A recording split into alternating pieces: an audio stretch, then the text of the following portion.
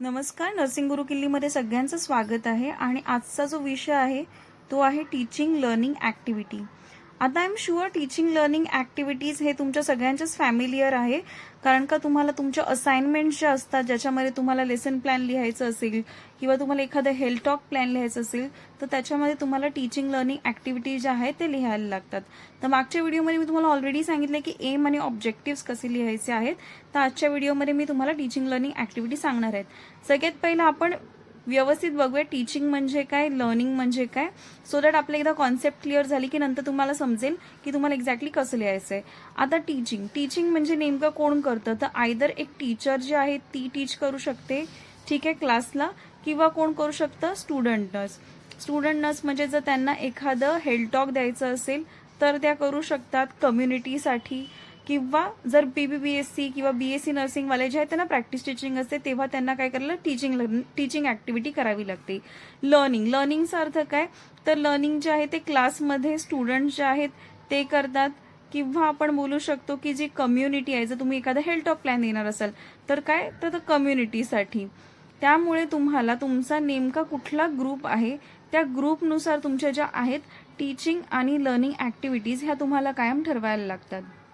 ठीक आहे. आता लर्निंगमध्ये सुद्धा जर तुम्ही बघायला गेलात तर लर्निंगमध्ये सुद्धा तुमच्याकडे दोन प्रकारचे लर्निंग्स आहेत. आता हे दोन प्रकारचे लर्निंग म्हणजे नेमके कोणते लर्निंग्स आहेत, तर learning can be either active learning किंवा it can be either passive learning. आता ॲक्टिव्ह आणि पॅसिव्ह लर्निंगमध्ये नेमका काय फरक आहे तो समजून घेऊया. ॲक्टिव्ह लर्निंग आपण केव्हा म्हणतो, ज्या ठिकाणी टीचर आणि स्टुडंट या दोघांचंही इंटरॅक्शन होत असेल.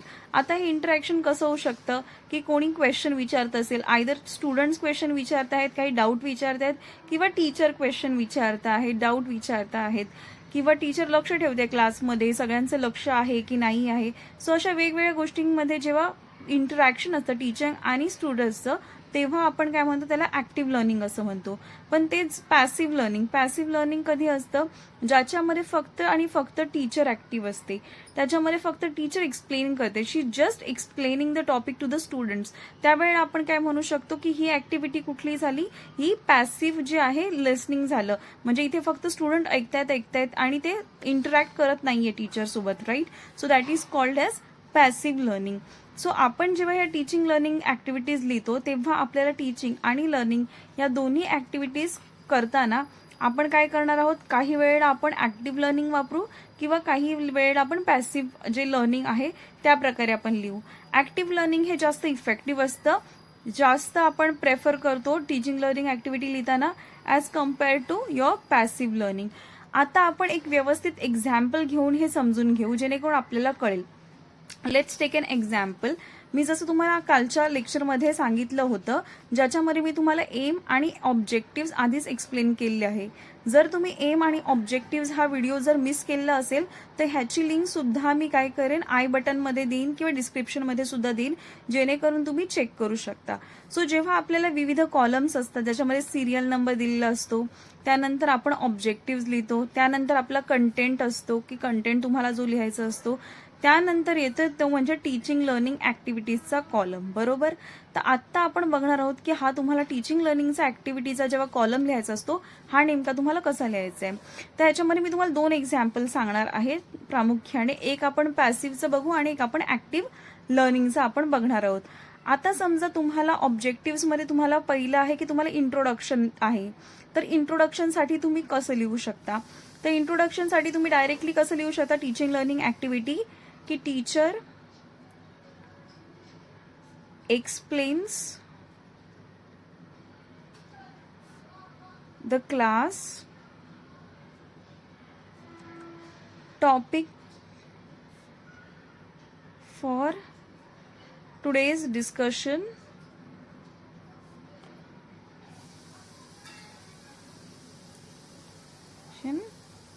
by giving real life examples. Okay.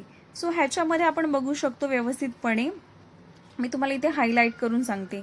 आता ह्याच्यामध्ये काय करते, ह्याच्यामध्ये इंट्रोडक्शन द्यायचं टीचरला. तर टीचर काय करते, एक्सप्लेन करते क्लासमध्ये की त्यांचा टॉपिक काय असणार आहे. फॉर एक्झाम्पल इथे तुम्ही कुठलंही उदाहरण घेऊ शकता. आता समजा टॉपिक आहे इथे ज्याचं इंट्रोडक्शन चालू आहे निमोनिया, असं आपण एक एक्झाम्पल घेऊ. तर ह्याच्यामध्ये काय करते टीचर, तर टीचर डिस्कस करते आहे टुडेज डिस्कशनचा जो टॉपिक आहे तो using real life example. Real life example म्हणजे एखादं क्लिनिकल एक्झाम्पल जे आहे जे त्यांनी पेशंट सोबत झालेलं आहे, एखादा सायन्स अँड सिम्पटम्स असेल किंवा एखादा पेशंट वॉर्डमध्ये जो ऍडमिट आहे त्याचं उदाहरण घेऊन काय करते टीचर एक्सप्लेन करते. आता या ठिकाणी तुम्ही बघू शकता फक्त टीचर इन्व्हॉल्व आहे, right.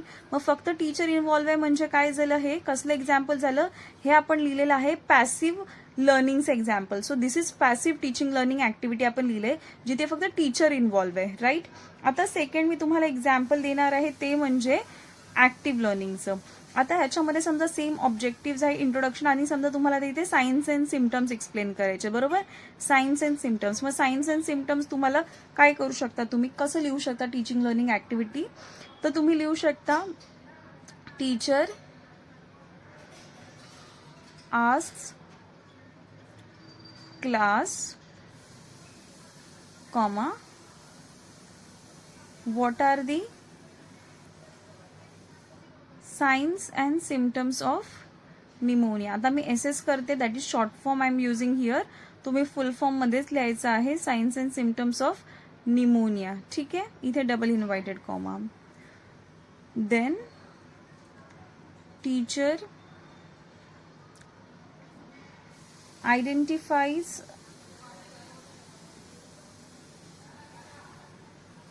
Student from class, then allows student to answer. Student answers the question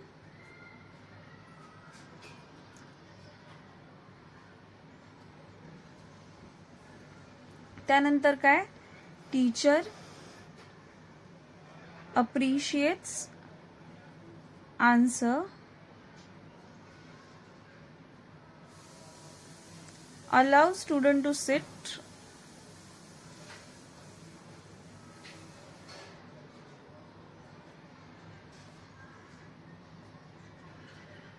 and explains signs and symptoms using flashcard. Okay, आता आपण व्यवस्थित बघूया नेमकं हे काय टीचिंग लर्निंग ऍक्टिव्हिटी आहे, ठीक आहे. तर तुम्ही इथे बघू शकता, इथे काय केलेलं आहे, सगळ्यात पहिली गोष्ट टीचर आस्क्स क्लास, म्हणजे तुम्हाला पहिल्याच ओळीमध्ये कळू शकतं इथे टीचर आहे आणि क्लास दोघांची इन्व्हॉल्वमेंट आहे. म्हणजे हा काय झाला, कुठल्या प्रकारचा झाला, हा ऍक्टिव्ह झाला, बरोबर. टीचर आणि क्लास दोन्ही इन्व्हॉल्व आहे म्हणजे ही टीचिंग लर्निंग ऍक्टिव्हिटीमध्ये आपण ऍक्टिव्ह लर्निंग जे आहे ते इन्व्हॉल्व करणार आहोत, right. Okay, coming back to example. So teacher asks class what are the signs and symptoms of pneumonia. इथे तुमचा जो काही प्रश्न असणार आहे, आता तुम्ही सायन्स अँड सिम्पटम्स शिकवणार आहात निमोनियाचे, तर तुम्हाला डायरेक्टली प्रश्न विचारायचा आहे स्टुडंट्सना. कारण निमोनिया त्यांनी 100% ऐकलेलं असणार किंवा त्यांनी वॉर्डमध्ये बघितलेलं असणार किंवा त्यांना जनरली कितपर्यंत माहिती आहे हे समजून घेण्यासाठी आपल्याला बघायचं आहे की त्यांना काय नॉलेज आहे. म्हणून डायरेक्टली आपण काय प्रश्न विचारला, what are the signs and symptoms of pneumonia.